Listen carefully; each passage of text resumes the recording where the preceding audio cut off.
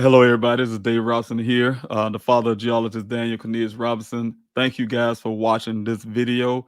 I'm starting a little small series of called Things to Consider. It's going to be a topic on where you guys can get the idea of how, from my perspective, how I've seen my son's disappearance. And also I will be including my opinions and why I feel that law enforcement wasn't doing what they should do at the beginning, and then I can show you guys the pattern that goes along with pushing law enforcement to do the things that they have done.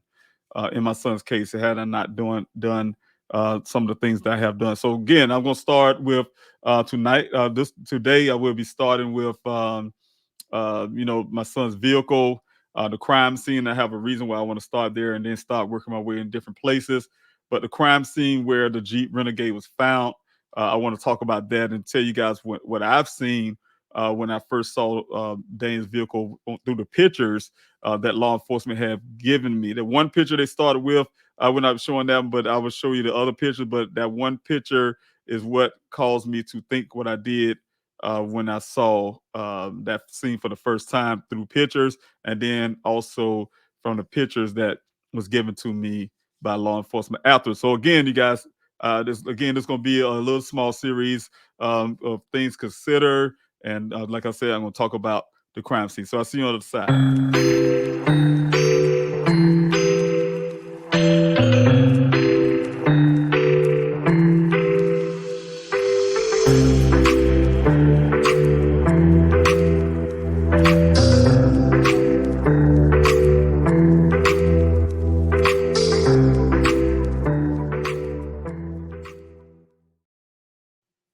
As you guys know, it's been a long time since my son had been missing. It's been June the 23rd of 2021. You guys know about the efforts that I had for my son, searching for him for over 2 years. You guys, my search and my efforts have not stopped. I'm continuing to do what I need to do to locate my son, and also to find those who are responsible, to hold those accountable, even law enforcement, if it comes down to their accountability of not doing the things they should have done quickly and fast. You guys, I'm still working on trying to make sure they get these forensics done and everything else that need to go along with that. Okay. And also, guys, still continually need your support. And I really appreciate you guys for continuing to do that. So I'm going to jump right into it, you guys. I want to share on the screen here. This is from the Buckeye Police Department, you guys. This is the pictures, start of the pictures that they have given to me.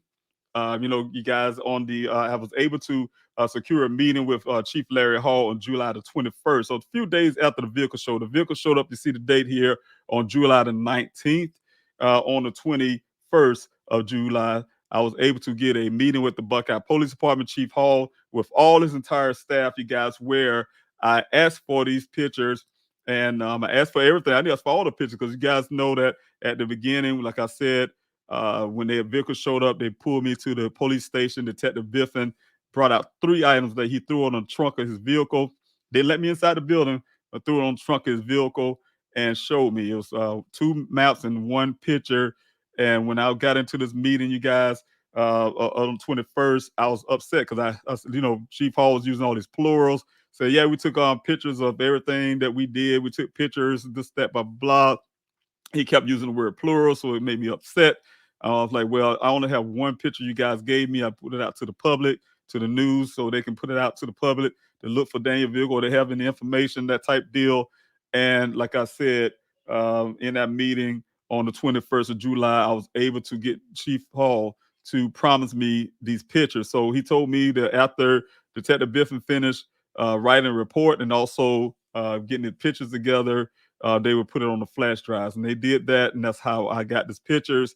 But I can tell you guys, even though they say they did these helicopter searches, there's not one shred of evidence of helicopter search from pictures or from the FOIA that I've been asking for over 2 years now, that they haven't given to me of evidence of these type things that happened, other than what they write in the report. Okay, so we're gonna start here. This is from Officer Prusik. You guys see the 5286. He the one was able to give this information to the Buckeye Police Department. You can see the coordinates for those who've been asking for those coordinates. You can see them there on top there as well. So we're gonna start there and go ahead and start moving on into what I think about the crime scene. This is the crime scene, you guys, where Daniel's vehicle was found. You guys can see, um, you can see it. The way I want to start with this as well, guys. If you was to look at this scene from a law enforcement standpoint or anybody's standpoint, let's start from the family standpoint, you guys. You seen this as your loved one, and they show you a picture like this. What's the first thing come to your mind? Of course, the first thing that came in my mind, my person is foul play, something happened here. You can see the clothing on the ground. They explain, hey, this is clothing, everything is wearing his body from underwear down to socks, all in the pile, 3 feet away from the vehicle. But let's pretend for a moment that this is the scene of an officer's vehicle lying down there in that ravine. You guys see it, the officer vehicle lying here on the side, officer clothes sitting here, the guns, belt, everything sitting on the ground, and his boots, his work boots is here, and the one is tucked up under the vehicle. You know good and well, guys, this picture, the same as that picture that we see here, would have been crime scene tape all the way from the horizon. This whole area from the back here, you were seeing forensic experts hanging around here in the pictures. You'd have been seeing probably helicopters flying all in the air. You'll see a lot of activity going on at this scene. You best believe they would have treated the scene as a crime scene, which they should, right? And that's what I expect for them to do in my son's case. So that's the reason why I say, you guys, people say, hey, look, hey, also feel that the fifth, and he explained it to me. He explained to me on this before, after this date, when I was calling him, when he talked to me on the phone. You guys, I have a recorded call of myself to the Buckeye Police Department with Detective Biffin sat there and told me he to look at the scene. He see no reason to do any forensics. So that's the way they assess that scene. Okay, so you guys can see more of a angle from what was found on the scene. I'm gonna try to blow it up just a little tad here, where you can see, guys, the clothing on the ground. I'm not sure exactly what that is. I want to say it's a type of sock, but I'm not sure. But I do know the sock that's over here on this side here matches a sock that my investigator found near the well site where Daniel went missing. Got not too far from the well site. Probably like if you put in a block's turn, a half block away from the well site. And they found, my investigator found the other sock to what was found on the scene, a matching sock, right? And so they assuming that the Daniel's sock, though, just like I said before, guys, we don't, as a family, don't recognize these clothing, the shirt there, the pants here. We don't recognize these clothing, but that's what they're saying is belong to Daniel. There, without evidence, without doing forensics on the scene that I'm asking for, you guys can see this is the shorts here, or like an undershorts or something. I'm not sure. And also the pants. But the problem is, you guys, when you start off at the beginning, you see that these pants are pulled inside out. You know how many times you took your clothes off, you take your jeans off, and you pull them inside out, and you throw them in the pile like that. And let's couple that with the fact that the Buckeye Police Department felt that Daniel he suffered a severe head injury, and they said the severe head injury made him feel hot, and that's why he took his clothes off the way he did. But if he was feeling hot like that, you guys, and he was feeling frantic, he had a head injury, he would not have put it in that same exact spot. I think it would have been slung all over the place. They would have found a shirt over here, a sock over here, the pants over here, etc. And also the fact, like I said, you guys, it was pulled inside out. It gives an appearance that someone pulled it off him, or something else nefarious happened if somewhere else and somebody dropped it there. But I can tell you also as well, in my investigation, I gave it to the Buckeye Police Department as well. I wish I would have put the pictures up here. Not a few 100 feet, not even 100 feet, you guys. I'll say about a good 20 feet away, on top of that hill there, top of the ravine.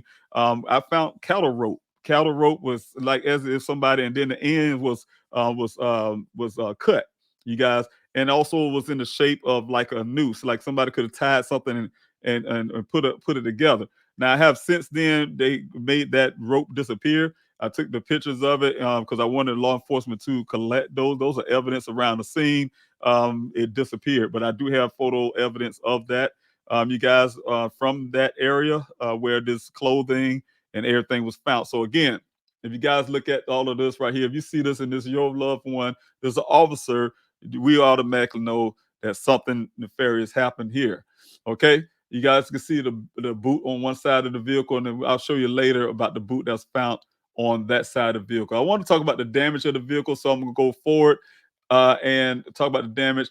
They said it was a lot of rain in this area, you guys, and I'll get a point this time before to you guys. I argue all the time about that, about what they saying is rain, lot of rain. First of all, you can watch the weather report and you see that it wasn't a lot of rain going on. The rancher said, who lives out there, this is his area, guys.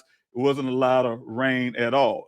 So, it's going to get ready to go into the monsoon season, but we didn't have rain. You only see any clouds in the sky during this time as well. But in June, saying there wasn't any rain heavy in that area. And also, you guys, right here where the vehicle lied across this brush right here, this brush is almost like a strainer.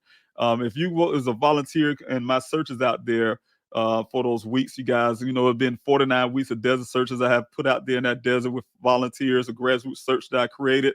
49 weeks of desert searching, we covered 35,000 acre land out there.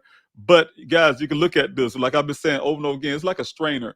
If there's the brush hanging down there, even without the strainer, um, if the water was coming down, this is down here. The water's coming from up north, coming back down this way, you guys. So if it's pouring down, raining, and all this kind of rain that Buckeye Police Department wanted to appear, a lot of brush and things would have got caught up in here. A lot of stuff. It would have been no daylight between here. Trust me. You talk to some of the volunteers, they would tell you. They ask me all the time, "Hey, Miss Robinson, what's all this?" It's almost like a beaver built a dam or something to. But what happens is all this brush and from all these debris from these broken twigs over time, it's so dry in the desert. Some of the stuff breaks off. So when it rains, it carries that stuff down those ravines and those washes those ravines and they, like I said, something like this vehicle and this brush and all that stuff would have stopped that stuff. It would have been clogged up, and that didn't happen. So you guys can see that right there itself. Also, you can see the damage on the vehicle that my investigator was talking about on the front end. The damage came from mostly on this side of the vehicle, and something hit this area of the vehicle, not the top area, this, that, blah, blah, but that area. And then there was some damage on the tops and the sides on this side, as guys I will show you shortly. All right. So again, you look at that, see how much daylight is under here. You don't see so much of that straining. You don't see no water, nothing stopped there. That just the vehicle actually laid down on a bush. Well, I don't know what they call creosote bush or whatever, but laid on the bush there, and you don't see too much of that twigs and all this kind of stuff there. But this was the damage again, you guys. Like I said, was there in this picture. On the back end, you see on the side of the vehicle here, you guys, from that point on, you got damage going all to the front. But from this point on here, there's no damage all the way back here. So law enforcement said this vehicle rolled over. They was getting their hand. Detective been moving the hand like this. It was flipping and rolling and twisted and landed on the side, right? And they got a full report from an investigator they hired to rebut the findings of my investigator. They hired this guy who have never seen Daniel's vehicle personally, never touched it. He went through probably look at the same pictures I had and made a full report about third-party pictures that he received instead of even requesting to look at Daniel's vehicle, measure and look at the real damage from a depth perceptional point and make an assessment. But they have not done that, you guys. So that's what I see when I look at the pictures and things from the scene. Okay, from the back end, again, it's like I told you guys, the damage stops for about right up here. There's no damage all the way back, no damage to the roof, this, that, blah, blah, blah, and so on and so on. Now, I want to point out something before I get to the other picture. I'm going to be talking about this hard hat area, guys, that I told you guys before. It's a bunch of BS to me when law enforcement say this rain water, this hard hat filled rainwater. This is an airbag, you guys. Let me kind of bring that up real close too, so you guys can see that as well. This is an airbag blocking like I say about 80, 70% of that 70 plus percent of that window. This airbag is almost like about to stick out. There's a side airbag. You can trust me, Detective Biffen at the scene at the compound tried to get me to lift that airbag up to look inside the vehicle. They're covering that whole window up pretty much. Not too much rainwater is going to be, and like I said, it was no significant rain. If it did rain, it was no significant, nothing blocking this area. We can see it from the other angle shortly, but there was no significant rain to come down like they trying to make it appear to go down in there to fill up a hard head of water. There was in the front part about it, the sunroof here, the rain is not going to go in there and fill up no hard head as well. And then I'm going to show you something else that they neglected from this point of view when I say about the rain. So I'm just remember this part, you guys. Just remember the part when I'm showing you that. But I just want to point out also there's no roof damage. There's no roof damage here. There's no roof damage there. There's no roof damage there. This little antenna not bent or broken. So it's impossible to say that that vehicle rolled over. And I can tell you guys, just where my son's vehicle is compound that's taking care of it for me. They have rollover vehicles. They show me. They say, man, they told me personally. These are professionals. This vehicle was not rolled over. They showed me. They say, Mr. Robinson, let me show you some rolled over vehicles. And I'm telling you guys, if the vehicle rolled over from the weight of the engine and the vehicle itself, whatever side it rolled over on, this roof part would have been smashed all the way down near the door. Or, you get what I'm saying? It would have been smashed somewhere flat down from the top going down towards the front to the windshield, and especially on this side because there was no window there to kind of help support some of that weight, and the windshield would have buckled as well. That's what kind of hold that roof intact too as well, but it would have buckled as well. There would not be no two impressions as you guys will see shortly as well. Okay, and also let me go ahead and keep going with this. Um, Again, I just want to show you a different angle of where this pitch is going in the road, but there's no damage as the Buckeye Police Department want people to believe the so-called rollover. But this is a real dark pitch. It's not that good quality that sent me also on that flash drive. But you guys, even from a side view, if you up in the air looking down, you can definitely see the vehicle there. But even from a side view, you can see that vehicle somewhat, and you can also see that um, his the safety vest that was there. But I want to point out as well. There's a lot of things I'm pointing out, so I'm going kind of quick, you guys. Uh, just to rebut what Buckeye Police was saying. I found out, you guys, that they was out there at the Buckeye Police Department was out there for early that morning. I think they came out like 8. Detective Biffins came out there like 8 something in that morning. The guy who took the pictures, one of did the drone that actually did a picture with the drone here. He came out there around I think it was uh like right close to 11 o'clock in the morning, right? And so I was looking at these guys when they give me all this information, you guys. I'm saying it really this kind of defeats what they are saying. They defeat themselves when they kind of give me the information because it's always some kind of some contradiction to their story. But this is the one vehicle that they're talking about that I do know they have, because when they came out before for me to do some things, they always bring the same razor. This is the same razor that the rancher told me from his account when he was out here. He was out here while they was doing all those things. He told me that they had one razor. This is a story he told me, you guys, before, when I first met him and we did an interview with the rancher. He told me that they had brought out one razor. That's all they had. And that's the only desert vehicle they had out there searching for Dane, looking for Dane when they claim it. And they're right, because when they come out every time, they always come out with this one in the black trailer. They always come with that one vehicle. Now, later on, I'm going to show you guys. I'm saying all this because all this going to tie in together, like I say in my series, what I think and what I feel, the way I feel about law enforcement, and how I feel they're doing more of trying to make themselves look good than actually looking for Daniel.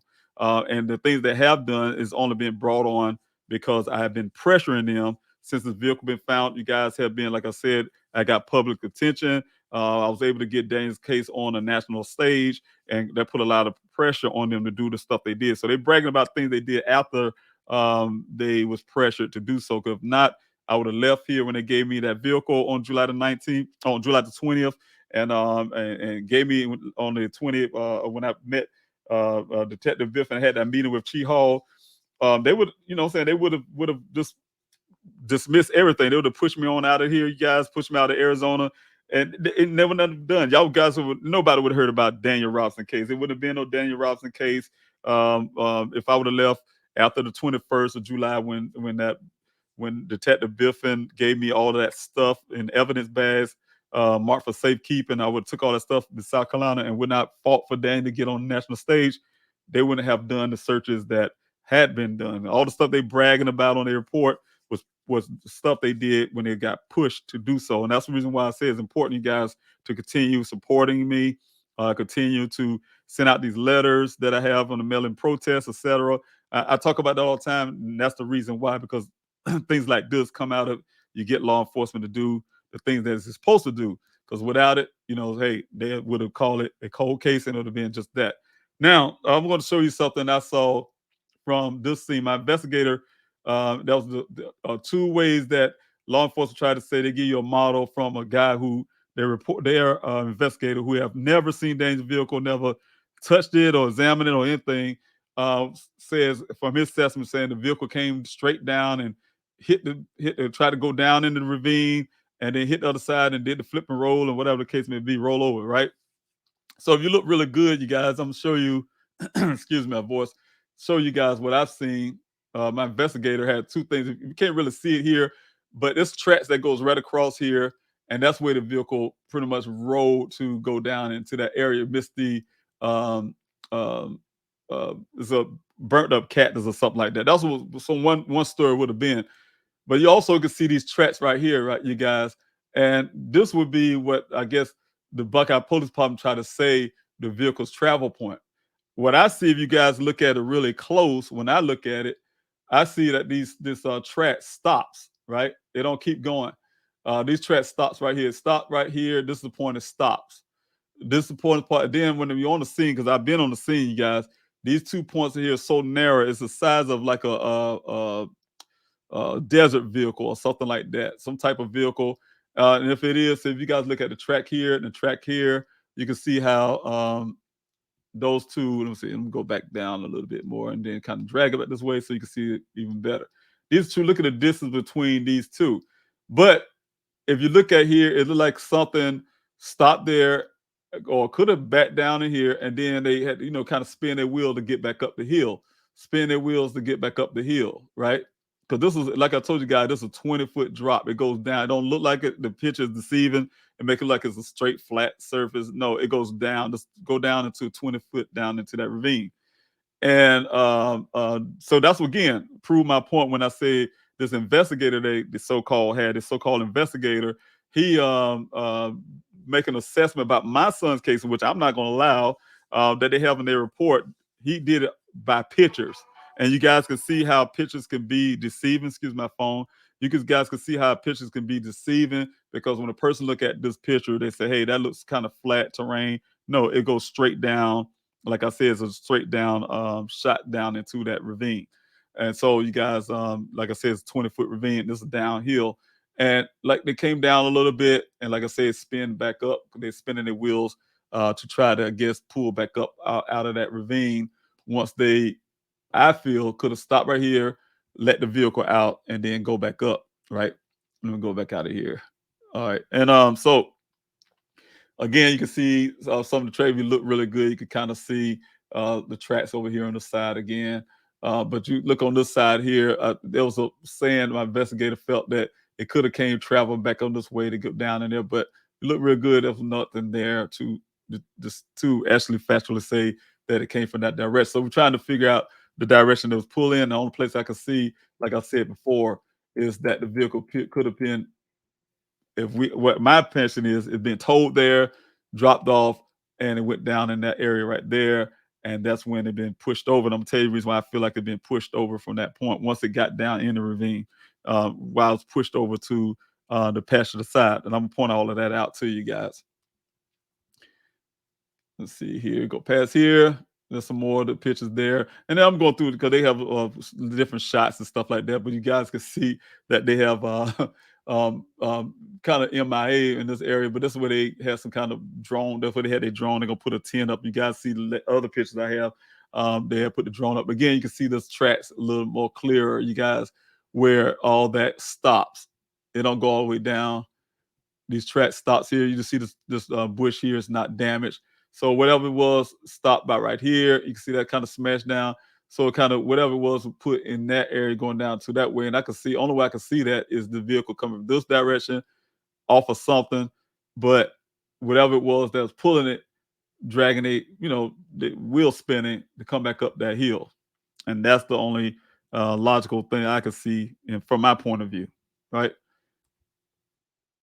Let's see here if I can get a better shot here, you guys. Okay, again, I'll try to look at this whole entire area through the pictures, but I've been on the scene, like I told you guys, I've been there so many times after the location. You guys, I didn't know about this location until Chief Hall showed up. And, you know, him and my then logistics coordinator, search coordinator, who's later I found had a lot of affiliations with the Buckeye Police Department, who had a scanner or whatever case he had direct communication with them in my searches, so I had to let him go. But he came. He took me out to an area. He called me out. Said, "Dave, I found an area close to that people can park their cars. Called a quarry area." And that's when I first heard this quarry area, not too far from the scene. And you know, I thought it was strange, but I thought it was great actually because I thought he found an area for more people for people to park a lot better for my searches, right? And then once I got there, he showed up late. For the first time, he showed up late, and he came with was Chief Hall. Chief Hall followed him into this area, the quarry area, and then my daughter and I was there. My daughter was with me that morning, and instead of Chief Hall addressing me and my daughter, who is the victims, he came out grandstand. He said, "Hey, everybody, you know, y'all want to know what this vehicle found out? And the vehicle was found." You know, me and my daughter listened to it like, "Wow, they never took us to this place where this vehicle found," and we found out it was right over the hill where it was so happened to be located at. This guy had put us at, you know, my like I said, search coordinator pointed out for us to be at. And so we walked this distance, a real short, because everybody's about to jump in the car and say, "Yeah, I want to go see this thing." Chief Hall's like, "No, we could walk." And walked over the hill, and I'd be damned, it was right here in this spot. So this is what I saw. So I'll say, guys, I've been in this area a lot after that point. I can tell you the stories about that, and we're gonna be talking about, like I said, in this whole part one, but in this whole series of things to consider, I'll be talking about things like that from what I heard. And so this is going to be going on for a while, you guys. But I'm starting with this vehicle and the scene. And again, you guys, I haven't seen anything where law enforcement try to feel that the vehicle came on the side somehow and hit the other side. Remember, they said he tried to go up the other side, hit the other side of the ravine, to go up the other side, and they flip and roll and all this kind of crazy stuff. You don't see any damage across here. You got none of the trees and bushes are torn up, and all of that stuff is nothing like a dent in the dirt where the vehicle smash into the front end, smash into the dirt to the other side, and all that stuff. Because the other side goes straight up too, you guys. So it's a bunch of crap that law enforcement want to come with a rush judgment or whatever the case may be. I always said it was some type of cover up, but that's what I feel. But like I said, this is good to see these pictures because you see all these creosote bushes and things like that are not again damaged, right? Another part is, you guys, I'm gonna back up a little bit. You also can see how the law enforcement lied to you guys, to the public, when people and I'm gonna show you something else, you guys. I'm gonna show you text messages from law enforcement as well, when they told me, "Hey, we searched this area. We was on the ground. They had Civil Air Patrol search this on a map. We literally searched this area good with air support and everything, right? Low flying aircraft. They claim they did all the stuff, right? And they say they did. I know they did that search with Civil Air Patrol because I came out to make sure they did it, and they did do that search. So I can't say. And this search covered this ground right here. And then people asked the reporters, local reporters, and everyone's asked, say, "Okay, well, if you search this area when the vehicle showed up, when you search this area, how you missed this vehicle?" They said, "Oh, the brush was so high and et cetera." And so they're saying all this crazy stuff, you guys. Like, this is from ground view. If you stand up right here, you guys, I promise you, this right here probably won't even come up to my waistline. There's no this area. See, if you guys can look with your own eyes, there's no thick brush, and the vehicle's hidden. And if they up in the air looking down at it, they would have saw it if it was there. As you guys notice in their report, they refusing to put what the rancher said because it don't fit their narrative. If the rancher said he was there in his ravine, which he was on top of this side, looking down in there because there's a little path up that way, looking down into that ravine. He's looking to see because cattle always come through this ravine. If you go straight down that ravine, you guys, right down, this is going south. You go down the ravine. There's a corral down the ravine. It's like an open area, and there's a corral where his cattle go to feed. And I think he catch them there also to, you know, he's a meat. He have a meat company as well. to take them to a market. But they always come through there, and he came through on the 17th of July, and to check to see if they came through yet, and they haven't.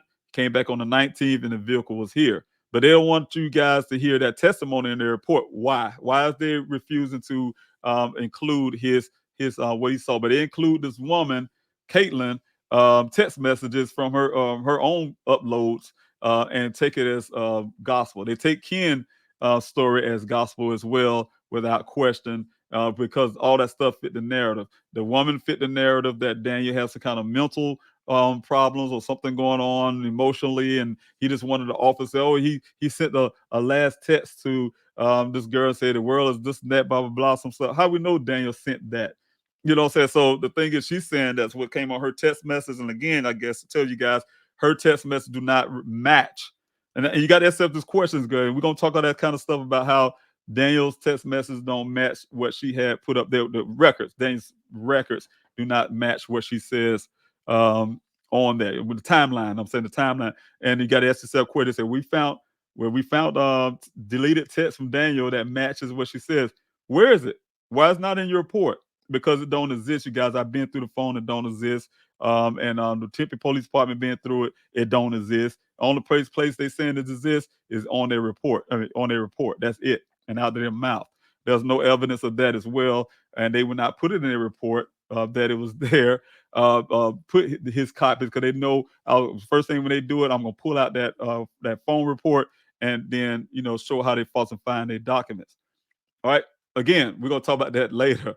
Jumping ahead of the gun. This is definitely about the vehicle. Again, you guys don't see any damage around here. You can see the brush is not so thick and lush and all that stuff, so it's impossible not to see this vehicle if it was there, and it wasn't there according to the rancher. Again, you guys, I want to show now. This is the wheel well. I want to point. This is the wheel well from the vehicle. Why is that distance away from the vehicle? I don't know. That's not really far, but the distance there. I don't know if somebody came in and just drop it there. But that's the real well from that side that's lying on the ground. Like it's like a little part of the fairing part that goes across here is on that goes across that side for the wheel well.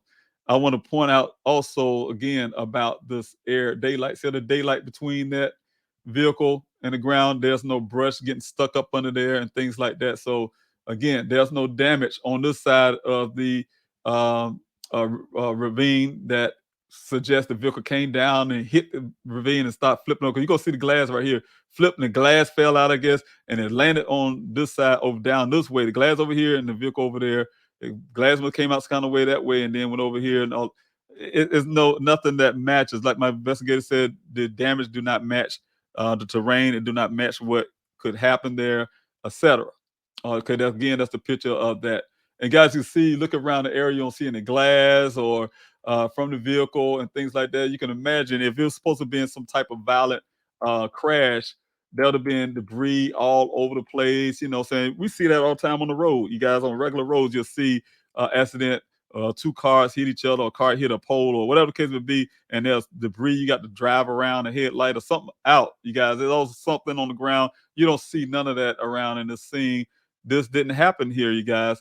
You don't see nothing on the scene where there's vehicle showed a rollover and things falling. The side mirror should have been falling off. And, it should be all kind of stuff. Glass should be all over here. These glasses should. This is the only glass in the entire vehicle that's busted out. You guys, I want to point that out as well. The only glass that's out of that vehicle is the driver's side door. That's it. Everything else is intact. All the glass is intact, except for this been smashed by two objects that hit in my investigator. Two objects hit. Somebody was trying to bash into those windows for whatever reason. I've seen to get to whoever. Also, this right here is a sunroof. It's two-panel sunroof, and this is the back panel. This sunroof do not have glass. Like the Buckeye Police Department, they told me the scene. They said, "Hey, the vehicle flipped and rolled and twisted and landed on the side." The good part, Mr. Robinson, this Daniel had a seatbelt on. Could we tell how the seatbelt locks whenever it get in an accident? But we do feel like he had a brain injury and et cetera. And that's because he had a brain injury, it caused him. He kicked his way out of the sunroof right here, and that's why that's what they told me. That's why the glass is on the ground, right? The glass is on the ground from the sunroof. And then I found out later, hindsight, this at the time I believed it, of course. But what I found out later, this vehicle do not have a sunroof glass. They use panels. This is a Jeep Renegade. It's a Jeep. It don't have glass like some of our vehicles have and things like that, or a moon roof and all that stuff. This was no glass in these panels. This metal panels, and you need a special key to get these panels open. Take them off. You can take them off. They're made to take off, but they slide back and forth. But they made it take off with a special key that you had to get from the back of the vehicle under where the spare tire is located. So again, but they say with his superhuman strength, he broke through this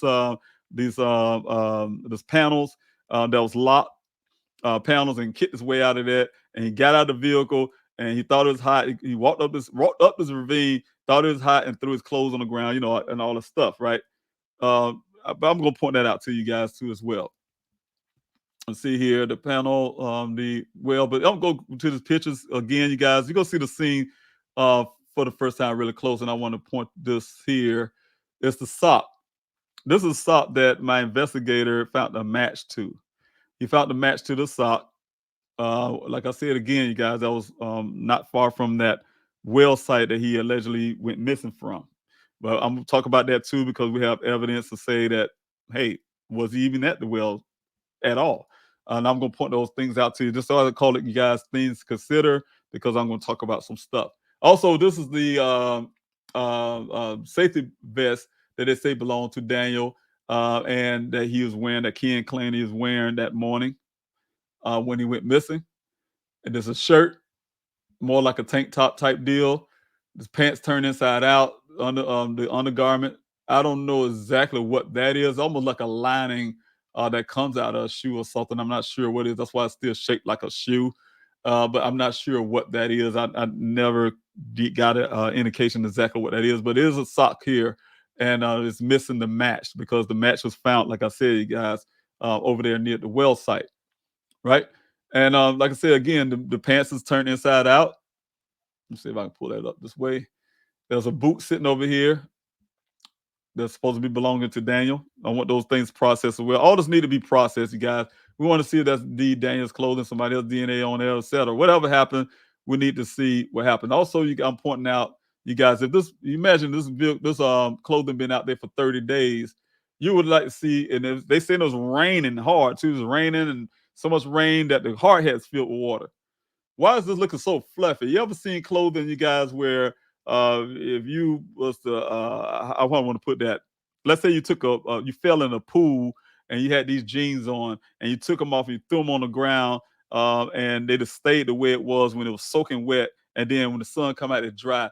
They wouldn't be fluffy like this, guys. They'd be flat on the ground. You know how clothes look when it's lying on the ground. I don't believe that. I look at the side and say, look too fluffy.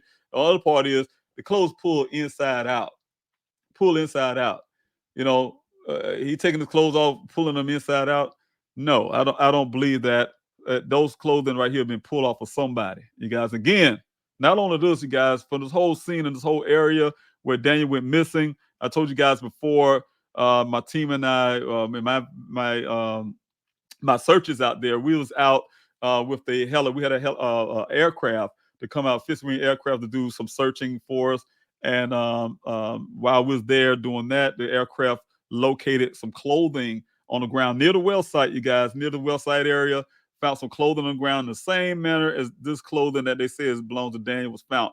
There was pants, there was underwear, socks, everything this person was wearing on the ground, just like Daniel. Only difference is it wasn't turned inside out.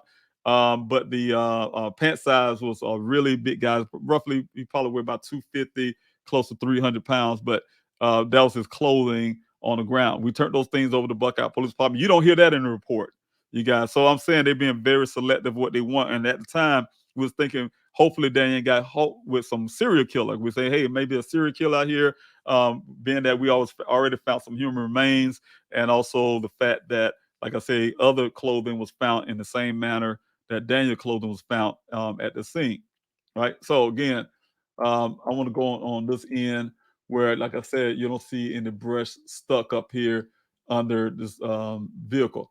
This is the boot, the other second boot to where Daniel's vehicle is found. Second boot, let me see him get close so you guys can see stuff I want to point out. Second boot, the rancher saying this boot, it don't appear to me as much as he's saying, but he said, I guess the way the roof really, the hood is, the front end of this is a curvature, but he's saying it's laying on the boot. He said, this is how he put it, he said, he understands, especially his panel as well. Unless your son does it the way you put it, and I got you, I tell you guys, all the stuff is recorded stuff. So I have evidence. I always keep receipts. This rancher said, unless your son is a superhero, he had to lift his vehicle to put this panel up under there. This is the panel right here, guys, that come from the sunroof. The panel. He had to put a panel up under the vehicle, and his boot stuck up the front end. Of his boot stuck up under that vehicle as well. So he had to lift the vehicle up to put his boot there. So how is that? You know, that's the things that I consider that law enforcement do not. The other part is, you guys, from my investigator standpoint, I'm gonna point out some more things that we saw at the scene. Um, you see that headlight pushed in. So, like I said, the contact of the airbag deployment came from that. This right here is pushed in, and I think this happened when the vehicle was turned on the side. Because you can see this rock when the vehicle turned on the side. There's big rock right here. Just pushed that light bulb in. That's what it looked like to me. It may be intact, but that would look like to me. I'm not sure, but that's where it's lying at. Probably not even pushed in. It's probably look like that from this angle. Again, you guys, that's part of the depth perception. But I haven't seen that. I haven't examined that part when I first saw these pictures. But I did. I just happened to see that right now. But I'm thinking that that right there probably just the depth perception. Like I said, if you're an investigator and you rely on just pictures, that you're not a great investigator, in my opinion. Because it's terrible for a person to put their signature on an investigation without actually looking at the thing that they're investigating when it's available. When it's available for them to do so, especially they just ask for it, they haven't done it, but make a full report on something they haven't ever seen in their life, right? It's impossible. See the scratches there and things like that. You guys on the front end of the vehicle. It's not smashed, but something came across that and damaged that up. But you also see where my investigator shows where a large object hit this right here. You can see it damaged the metal right here in this part, damaged this little area here. That's one impression. And if it was to come up to the other side, same thing on here, damaged impression. Something with a heavy object went into both sides of this window, one here and one here. Also, you see the front end of this vehicle from the impact. You see the vehicle, crumpled up on the side as well. There's no damage from that point on. So, vehicle didn't do a rollover. You gotta say that whole side would have been damaged, damaged, like the side that's lying on the ground, right? It had dents and all kind of stuff going along with it. You do see the damage up in here. You see, like I said, whatever happened, some little front end stuff happened up here with something being thrown into it, according to my investigator. Now, this window, that's the airbag. You can probably see it just a tad, you guys. Let's see if I can get it closer without saying again. This airbag, if you look down into it, this airbag cover up most of this whole glass. Come from here across inside there. You can, but it's hanging. That's the reason why it's not like flush up against the glass window, but it's covering up, and you can see some of it there covered up. So if water was coming down in here, it wouldn't make it all the way to the other side to feel that rain water up in this hat. That's how I'm trying to go. Point of reason I'm bringing it out. Also, the glass, you guys, you see some of the glass still there. These fragments of glass, I think my investigator feel the glass that's inside the vehicle came from this right here, and the glass is minimal. If you collect all the glass that's in the vehicle, you couldn't even fill up a styrofoam cup, you guys. He said it was so small amount of glass in that vehicle, that's the reason why he knows that there's also this crime didn't happen in this ravine. The vehicle was planted there because the glass is not enough glass inside that vehicle with this vehicle lying on the side like that. So of course when it lying on the side, the little fragment, if you tap on this car right now, some more might fall down in there. Now, to give the appearance of that, whoever put the vehicle there also put the glass there to make it appear. Because when I was looking at it from the scene point of view, it's a shape. First of all, it don't shape like the pattern don't shape like a real glass. Then there's some glass, like somebody put some glass there and they kind of hit it with a hammer, and it kept it here. Could you imagine a vehicle flipping and rolling and all the stuff they claim in the Buckeye Police Department claiming, and all the glass lands right here perfectly in the spot.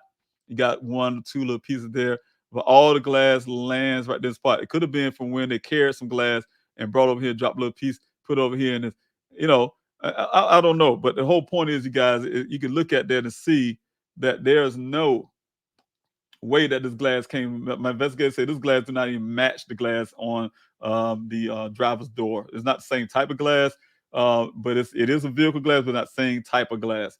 And so again, the shape of it do not match that, etc. So again, that's the stuff we're looking at from investigative standpoint about this vehicle. The brush here, again, like I said, the vehicle come down that hill. It had to come like here, across here, and then they push it over to the side because you can see this area here. This stump would have been knocked down for one thing, but this area is too clear, and that's when it comes down. Like I said, you guys, from this angle, it comes down from that little tracks. What I was saying, when somebody pull back up, it's something way that vehicle got put down in there from that point. It didn't come from the other side. It came from this side, obviously because of the tracks that we do see up in that way. Again, panel stuck up under there. You can't explain to that. Hey, other part is, you guys, if you listen to the law enforcement, the information that my investigator found, they gave them that they're refusing to accept is the 46 initial cycles. The vehicle been cranked up 46 times after these air blasts been deployed. 46 times. Could you imagine? They saying Daniel, again, a superhero with his locked seatbelt, was sitting there cranking up the vehicle 46 times, trying to crank it up from sideways, sitting there sideways in the vehicle, and humanistically impossible, trying to crank it up 46 times. That's what law enforcement wants you to believe, defy logic and science. And again, he kicked his way out of the sunroof with his superhuman strength from this panel that is stuck under this vehicle. How did it get stuck on the vehicle? The panel came out first, and the vehicle laid on top of it. Right?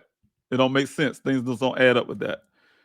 There you go. You can see a better angle at that with the panel stuck. You see the boot stuck up under there as well, and you can see the other. Now this right here is part of, I think, of that panel locking. I think, you guys, because that's when I look at it from the picture standpoint. Like I said, all this is depth perception things like that. To me, it like it's part of what could have came from a panel or something. The panel locking thing. Because when I look at it from the other angle at the other panel, it like it have a certain device on it like this, where I guess a latch where you turn it to let it loose. Again, you guys, no roof damage up here. If it was rollover, all that would have been damaged. All those would have been damaged. This roof, this panel, it appears that someone's about to take it off. I guess when this one came loose, this one could come up a little bit. Let it appear to get it, take it off, but they end up taking this one off. And there's another reason why I feel like they messed up when they come up with their old theories, talking about he kicked his way out of this sunroof. This is the back sunroof. This come out the back seat, and this come out the front seat. Passenger side, driver side, front seat, back seat panel, right? If he was in this vehicle and he was on the side, he got out of the seatbelt, fell on the side over here. Why is he going through that side instead of this side, right? Right, and I'm gonna show you the reason why I believe that's crazy. Because you can see, again, no damage, roof damage on that as well. No back damage, no back damage at all. This is the reason why I say that, you guys. And because if you look at this picture here, that means he crawled out the front side of the vehicle, crawl in the back seat area, and then try to get out the sunroof, kick his way, like they say, out of the sunroof with this big box sitting right there. You get what I'm saying? The box is sitting right there. Who's moving kicking a sunroof out with the box sitting there? This is supposed to be exactly how the scene was when the law enforcement found it, right? They're taking pictures. They ain't moving nothing. They're taking pictures, and that's the way it's supposed to be, right? So we can see another angle of that shoe. That boot is kind of smacked. I can't tucked in there. I can't really tell what the rancher said. I'm just taking his word from him when he saw it from that point. But it don't look like it's too stuck to me. But I do know this panel is stuck, right? Definitely that panel stuck. Is stuck up under that vehicle. Okay, and also, you guys, as part of the cases of water, they count the water. All the water was there. That's why we say, hey, two cases of water was in the vehicle untouched. And this is on I believe it's the back seats area. Again, this is also the back seat area where, like I said, with his box that's sitting there, that he had to climb over that seat, get over here, and trying to kick his way out of the sunroof. Now, again, with all this water damage that they're claiming to fill up this hard hat, right, of water, this is the back seat. If all this water was in this vehicle that they're claiming, this box showed enough looked very good and very dry and unwater damaged to say that, hey, water was coming in. It was raining so hard. Water. This book look undamaged from any kind of rain damage, and all they come up with this crazy. Look at this paper that's in here. This paper look unscathed from water damage, and all the water they claim was in this vehicle. So again, you guys, like I said, there's a bunch of stuff out here. The other part is this. This is part of an airbag in the back. All the airbag deployed, by the way, you guys. The airbag deployed from this angle, from this picture. The only one I haven't seen yet that let's see, I think it was one that didn't appear to be deployed when I look at it. I don't really see from this angle where the airbag. I might can see this part, but when I saw it at the compound, all the airbags are deployed, but I can't see the airbag from this where this window where these box are lined against. Because the window, you got to understand the window's on that side from the bottom of that box. See right here, this is the window. Okay, that's the airbag. You can see it there. The airbag is this is a window airbag that's covering that window on the ground. All right. Let's see something else I want you guys to see. Yeah. Now the problem I have as well. Again, you guys, airbag here that's covering up that window. So if the hard hat down here, where's all this water? Other water that's not collecting right here, and like the hard hat, this hard hat collected so much water, but nothing else collect water. The vehicle itself didn't collect water. These papers didn't get wet. That type stuff, right? But somehow all the water just secretly come in and aim straight for this this hard hat and fill up with a business card in it that never got torn out. I told you guys I did a test of business cards. I did multiple, and I'm gonna have to share those too with you guys from my investigation. And every last one of them fell apart in some form. Some smeared with the ink. It depends on what kind of ink is used, rubber ink, this and that. Where some of the actual words, believe it or not, stay together for a long time and without smearing. But they all did one thing. They all separated. So all these cards separated near the 30-day mark, and before most of them before the 30-day mark. So again, that's why I don't believe that story. The other thing is on this right here, you guys, all the stuff is here. You can see the airbag deployed. You can see Daniel's backpack. That is his little backpack that he got there with his work computer inside of it. I'm not sure what that is right there, but it's backpack with a work computer inside of it. And you see more of the water that was in there in this vehicle as well. But these right here are samples, rock samples from that Daniel collect from well sites. So these right here are the samples that you see in these Ziploc bags. Because that's one of the things I saw at the compound when Detective Biff opened the back door. I asked him, "Hey, what's them things in them bags, them Ziploc bags?" And I found out later from his company that's how they collect the samples and things like that. You can see his Chuck Collins and Charleston ID, but you also, like I said, this is weird because this is the front seat corner, like I said, you guys, where they're saying this hard hat fill up with water, right? Front seat corner. But then I look at another picture that they gave me, and I looked at it, and that's why I say you guys hear me on live a lot of times say, "Oh, the hard hat is in the back seat, how the windows on the front seat, how is this going to happen?" But this is in the front seat right here, you guys. So they obviously moved it. The Buckeye Police Department moved it because the backpack right here is in the front. This is in the front. The vehicle line. This is the passenger side front window with the airbag covering. That window's intact, not broken or anything, right? And you guys can see some more of the samples. You can see this damage. There's no water damage they claiming and all this kind of stuff. You can see the bag torn and some of that little debris from those bags all over his picture and stuff like that. This stuff's flying all over the place, I'm sure. And this dirt from that got all over that too. So that's dirt or whatever they collect from those wells. Let's see here. You can see, like I said, again, this hard hat sitting in that corner. Now, like I said, my investigator pointed it out to me about the little fragments of glass. He looked at every glass that was in the vehicle when the vehicle got to the location. He examined this glass, and he told me you can collect all the glass you find right here in this picture, all in the vehicle that we can't see, and it won't even fill up a styrofoam cup. There's so less glass in this vehicle. Again, this is the hard hat with the water that they're claiming was from rain from 30 days or whatever, all the stuff, all the super rain that's supposed to be happening. And this card, you guys can look up this person as well, Ishmael Lopez. I know some of you guys will. But this thing is intact. Is intact. I tell you guys, I'm saying you guys, I've done the testing. This card would have fell apart. The layers would have came apart, and it always do. I haven't found a card that didn't when I did the test. And you guys can try that test at home as well. Airbag deployment suggested somebody was in the passenger side. Airbags don't deploy without somebody sitting there, right? Also, you guys, I look at this picture, this picture, and what I see, and I'm gonna show you here. That's why you see this window leaning its way because the vehicle lying on the side from this picture. What I see from the scene too, guys. Some people argue me the point and say, "How can you really tell? Can you really possibly probably can't?" But this is my opinion. I could be a little biased because I see something wrong. But I've been driving for a long time too, and I say um, this like is appeared to be in neutral to me because this could be neutral, and then you pull back down to drive. When you pull a drive, this shifter would be closer to this edge here. For drive, neutral, reverse, and park, right? So I don't see it being in drive because drive would have been all the way back here and have been pulled back this direction, probably closer to here. I think the stick would have been closer to that. That's my opinion.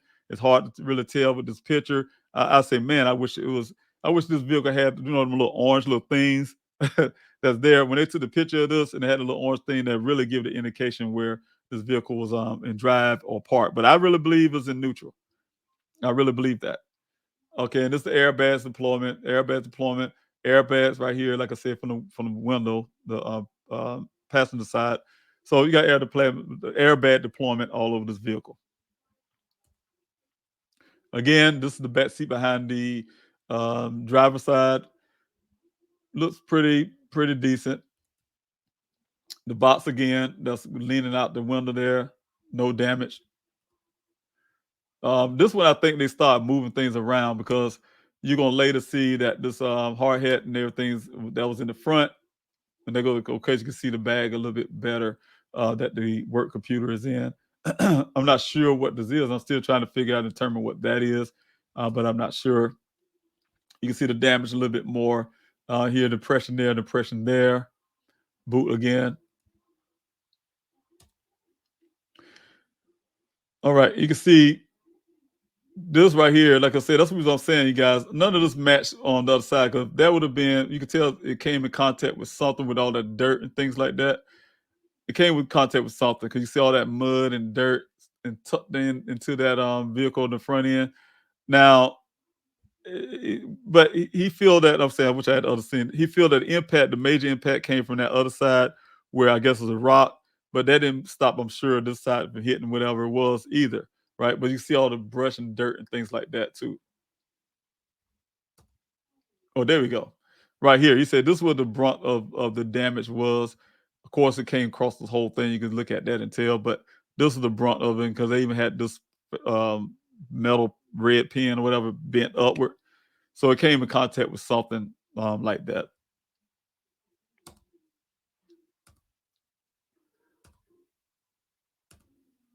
Okay. And okay, so I'll see. Yeah, that's the front seat again, and some of the stuff is being moved. Okay, Daniel's key fobs for his vehicle is right here. And also his apartment key. So, like, guys, again, one of the ways that was finally able to get into Daniel's apartment.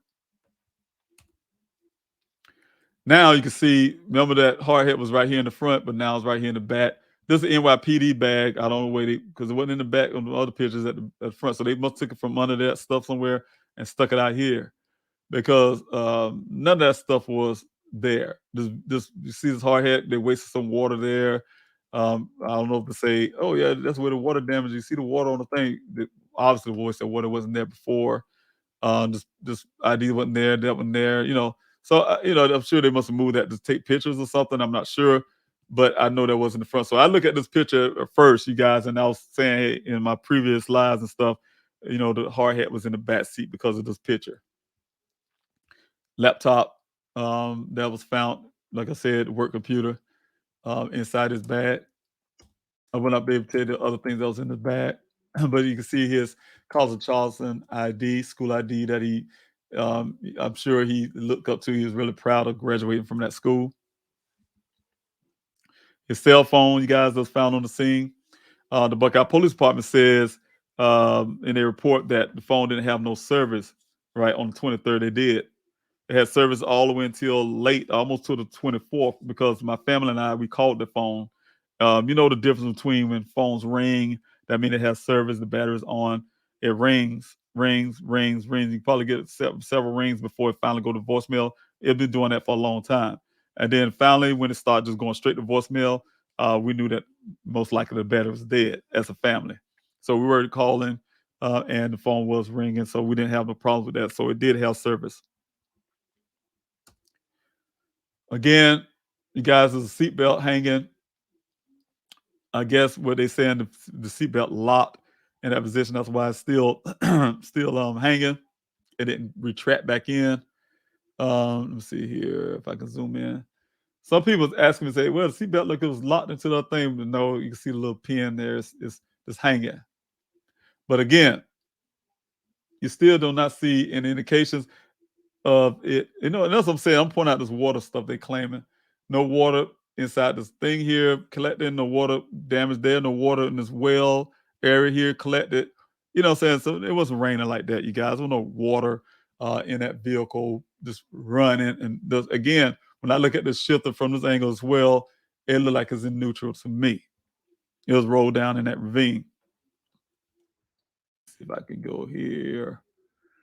You know what I'm saying? If you guys look at it, I don't know what you guys think when you guys look at it, but that's what I see.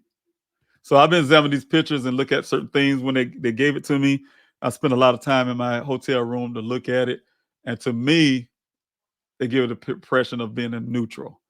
They're like a neutral position. It don't look like it's pulled back into a driving position. Also, this is the last picture I'm gonna show you because if I go further, then I have some information on that I couldn't share with the public. I have things like my son's driver license number that's found on the pictures, and you know certain little things that I'm not willing to give to the public. So, what I am going to do is let's see, make sure I do the right button for going to the next one. But I'm going to point out. I know they pulled us out of his pants because we didn't see that before. But like I said, you guys, I don't. I see criminality because the pants was pulled inside out. Sitting this clothing was sitting in the pile here, except for the shirt and his safety vest. Put in this area here. The person would have been slinging stuff all over the place. The sock that was found on the scene was found near a matching sock to the sock found on the scene, found near the well site area. It's a lot of things you look at that, you guys, where you know it's problematic for law enforcement to force Daniel's vehicle to be here. So that's the things I saw, you guys. When I see that from a family standpoint, the first thing we thinking is foul play, and that's what it is. It's foul play. It should have been treated like foul play. There should have been forensics markers all over the scene. There should have been a real crime scene unit. It shouldn't be two officers at three officers scene, one holding camera and the two just sitting there. Detective Biffin, I'm sure he's one of them, sitting there on top with not actually doing any forensics work. And he told me again why he felt looking at this right here that Daniel was going to come back and get his things. Like I said on that meeting with Larry Hall, you guys. I'm telling you, on the 21st of July, a few days after the vehicles found on the 19th. Now, guys, 3 days up, the 21st, I had this meeting with the Buckeye Police Department, and that same as that date, they had this all that stuff you see on the scene right here, you guys. You just saw was stuffed in evidence bags marked for safekeeping. Everything, right? And so, with that meaning, we didn't process clothing, we didn't process anything. It's amazing to me when I have got this case on a national stage that's when Buckeye, after they gave me everything now, that's when they decided to ask me things like, oh, can we examine his computer? Can we examine, XYZ, that kind of stuff after the pressure. You know what I'm saying? It's really horrible, man. I'm telling you, for them to try to do things after. But at that point, you guys, I lost a lot of confidence in them because of other things like this, things that they haven't done. The reason why they felt that it wasn't a criminal search, reason why I had to push them to do the searches they have done, and things like that. So I don't trust a department like that making mistakes. The way have a full report. When my investigator gave them hard evidence of foul play, somebody staged this event, this whole thing you guys see right here, staged this whole episode, and they decided upon themselves not to see it that way, to I guess refuse it to a point where they refused it and decided to get their own private investigator to say exactly what they want to hear. Right, like I told you guys, when I received this stuff they told me, get me the pictures on the 20th. They was already talking about the vehicle being there for 30 days, and they kept that story going, and they also been trying to push the narrative. Like I told you guys, when a reporter came to me one day to do an interview, they first released their first police report. They got 5 of them, 4 or 5 of them now, but the first one, full report, and they released it to the public. The reporter came to me straight from Buckeye, and she was asking me about Caitlin, the young lady, and she had that whole little area marked in yellow marker, like a highlighter marker. And I say, oh, I say, why? I mean, this is what you want to talk about? The yellow mark. She said, no, she said, that's the way Buckeye gave it to her. They wanted her to talk about this young lady. That's a throw off to, like I said, sensationalizing my son's case, and also builds the narrative that he had some kind of trouble. This girl saying the world will be different, this and that, blah blah. There's no evidence that Daniel texted that to that woman. That's hearsay. That's a whole bunch of hearsay, and then they know, the media love to hear sensationalized things, and they will spread it on as if it's a truth. We have no evidence that that's exactly came from Daniel. That Daniel wrote those words on a text message. That it actually came from his phone. Because guys, if you look at them, what I'm going to do in the series as well, that's coming up in the series of parts of things to consider that I saw in this whole case, where you guys would I would pick apart young lady's text messages, and you can see where the timestamps just disappear, and it is some things said. Then there's also going to be the fact that the Buckeye Police Department can't produce any text messages from Daniel because they don't exist. They was wiped out his phone. There's criminality there. Someone went in to erase anything that's associated with this young lady that could corroborate that Daniels was probably him and the lady sure probably had a lot more conversation than that, according to his phone records. They definitely did, and his text message record as well. But the fact of what she could have been saying to him, and et cetera,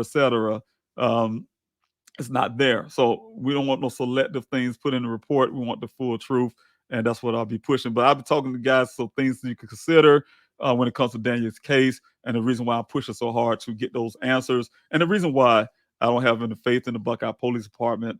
We also be talking about their record and their history of falsifying documents. So again, guys, thank you so much for spending your time watching this, and I will be back to continue about some things I believe about this and know about this crime scene on this vehicle, and then we'll move on to some other areas of Daniel's case. But right now, we're going to be talking about this Jeep Renegade.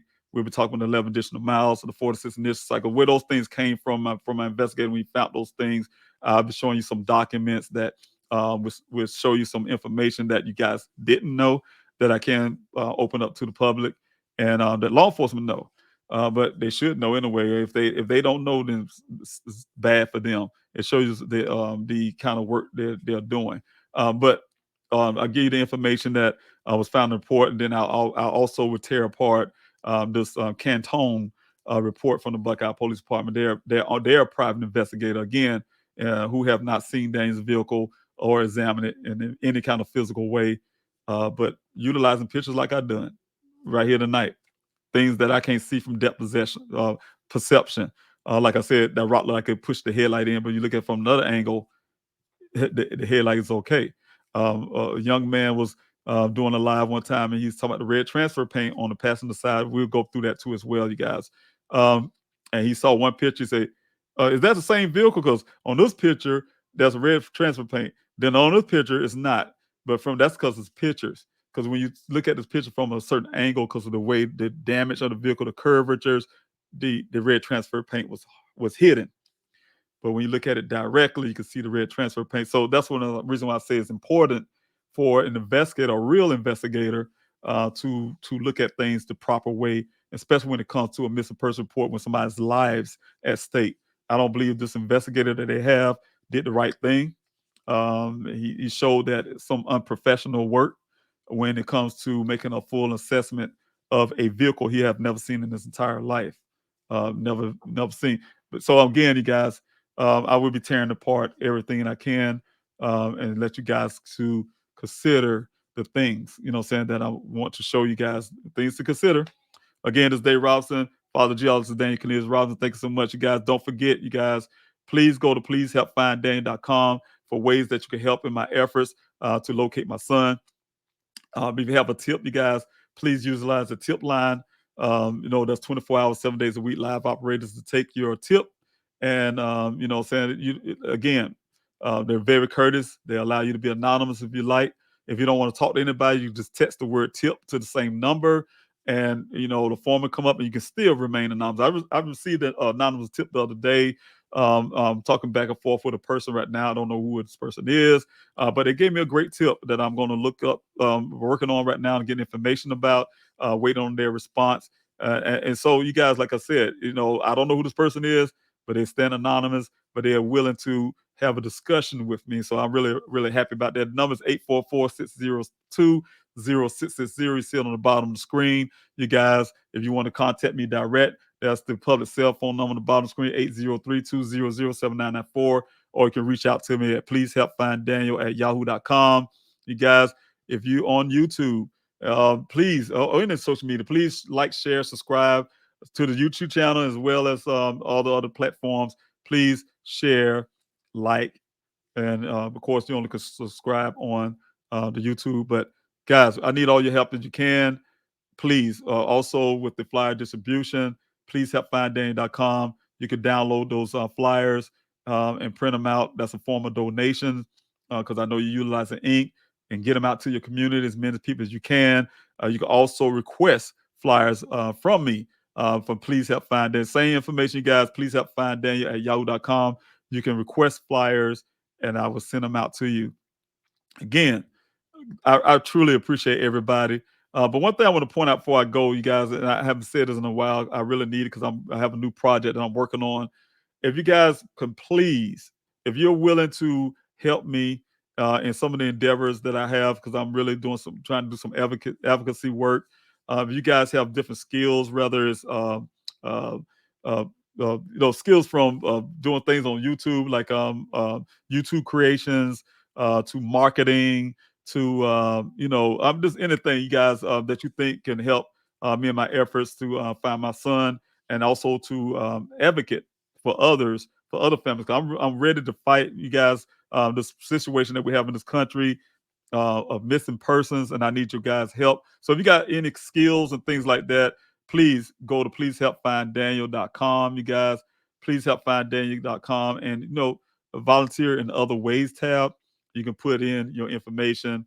I can be able to look at that. I need some more people to put out some things, what you may be, your skill sets, and that you're willing to help me in my endeavor. So if you could do that, I get in contact. You can put your contact information there. I get in contact with you and tell you the reasons why I need your help. So you guys, again, if you can go to pleasehelpfinddaniel.com and use that volunteer in other ways tab, and put your skill sets there, and if you're willing to do some volunteer work, I really appreciate it, because I really need it right now, because I'm trying to get some things going, and with that, so I need people who is willing to help with that as well. So again, thank you guys. I truly appreciate each and every last one of you. Hug those who you love very close and very tight. Life turns on a dime. We got always make sure that we tell our loved one we love them as much as we can while we have each other, and we hold each other tight, guys. Thanks so much again. God bless each and every last one of y'all. I'll see you on the next part. This part one. There's going to be a part two coming up. I'll see you guys then. Take care of yourself. Be blessed.